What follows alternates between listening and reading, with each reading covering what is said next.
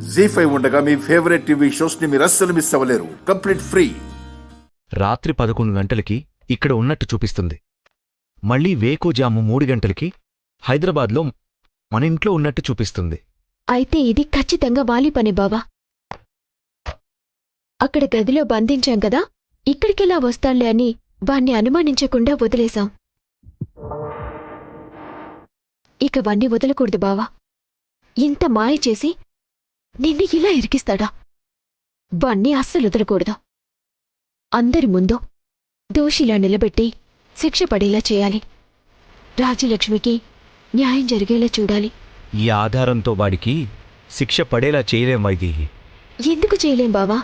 ఆ టైంలో అక్కడ్నుంచి ఇక్కడికొచ్చి మళ్ళీ వెళ్ళిపోయాడంటే వాడు కాకపోతే ఇంకెవరు? ఏదో వేరే పనిమీద వచ్చానని అబద్ధం చెప్తాడు.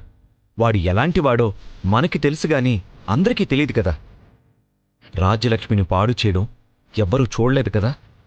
కాబట్టి వాలిని దోషిగా నిలబెట్టలేం. తప్పు చేస్తూ పట్టుబడాలి. లేదా నాలా తప్పు చేయకపోయినా ఆ తప్పించుకోలేని పరిస్థితిలో దొరికిపోవాలి. అయితే ఈరోజు తప్పు చేస్తుండగానే పట్టుకుందాం బావా. ఎలా? మన చిట్టి తల్లి చెప్పింది కదా బావా, రాజ్యలక్ష్మికి హాని తలపెట్టబోతున్నాడు అని. అంటే మళ్ళీ ఏదో కుట్ర చేస్తాడు. అప్పుడు పట్టుకుందాం బావా. వైదేహి, బావగారు, ఏంటి మీరనేది? ఇదంతా చేసింది వాలినా? అవునన్నయ్య. రాత్రికి రాత్రి ఎలాగో తప్పించుకుని వచ్చి రాజ్యలక్ష్మిని పాడు చేసి ఆ నింద నా మీద పడేలా చేసి వెళ్ళిపోయాడు. ఇంత పని చేస్తాడా? వాణ్ణిప్పుడే ముక్కలు ముక్కలుగా నరికి కాకులకి గద్దలకి వేస్తా. అన్నయ్య, వద్దన్నయ్య. ఇప్పుడు వాణ్ణి ఏమన్నా నీ తమ్ముణ్ణి కాపాడుకోవడం కోసం వాణ్ణి నిందిస్తున్నావని అంటారు. వాడు ఏమన్నా అనుకోని ఇంత దారుణం చేసిన వాడు బతక్కూడదు.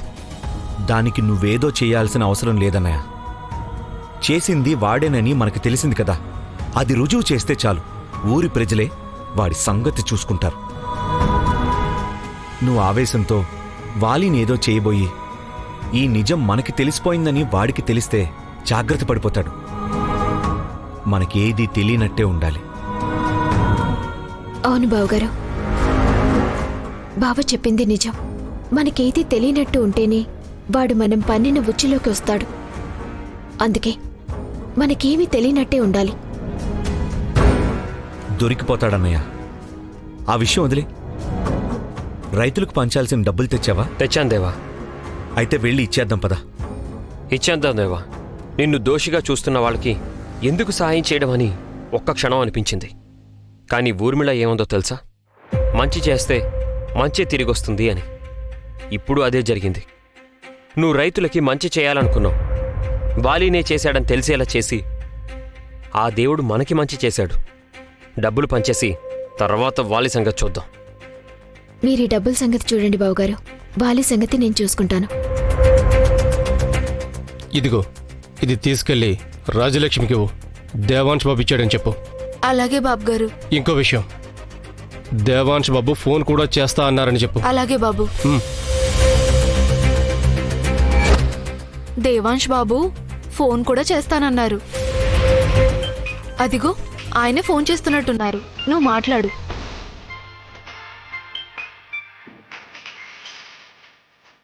హలో. హలో రాజలక్ష్మి, నేను దేవాంష్ని. బాబ్గారు మీరా? ఇది నీ ఫోన్ నెంబరా? నాదే. ఇంకో నెంబర్ ఎవ్వరికీ తెలీదు. Very personal. ఇప్పుడు నీకు మాత్రమే తెలుసు. నిన్ను ఎవ్వరికీ తెలియని మహారాణిలా చూసుకుందాం అనుకున్నాను. అందుకే అందరిలో అలా మాట్లాడాను. కానీ వైదేహి... బాబుగారు ఏం మాట్లాడుతున్నారు?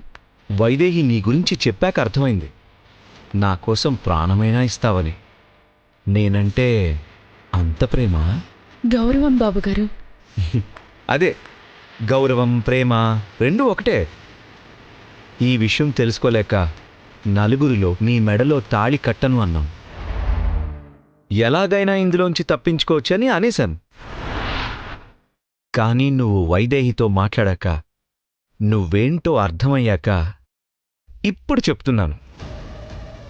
నేనే నీ మెడలో తాళి కడతాను.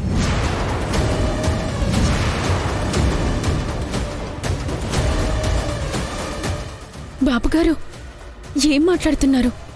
అవును రాజ్యలక్ష్మి, ఈ దేవాంశ్ నీ మెళ్ళో తాలి కడతా అంటున్నాడు. బాబుగారు మాట్లాడుతుంది నిజంగా దేవాంశ్ బాబేనా? మీరే నాకు తాలి కడతా అంటున్నారా? నేనే రాజ్యలక్ష్మి, దేవాంశ్నే. సందేహమా? నా గొంతు గుర్తుపట్టలేదా? వింటుంటే గుర్తుపడుతున్నాను, కానీ నాకు తెలిసిన దేవాంశ్ బాబు ఇలా మాట్లాడుతున్నారంటే నమ్మలేకపోతున్నాను. ఇది నీకు తెలియని దేవాంశ్ ఇన్నర్ ఫీలింగ్ రాజలక్ష్మి. నువ్వంటే చాలా ఇష్టం, నాకు తప్ప ఇంకెవ్వరికీ నువ్వు దక్కకూడదు.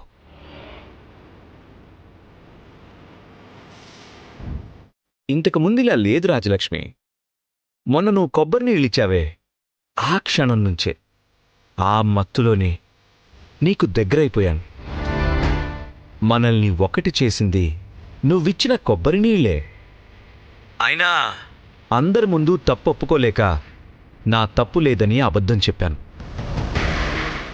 అలా చెప్పినందుకు నా మీద కోపం, ద్వేషం వచ్చుంటాయని అనుకున్నాను.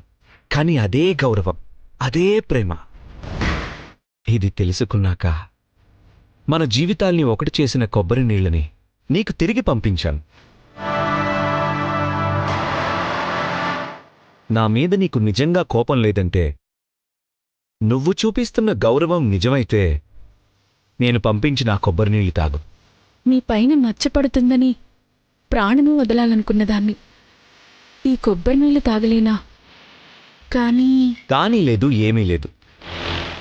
ముందా కొబ్బరి నీళ్ళు తాగు. అలాగే బాబుగారు, తాగుతాను.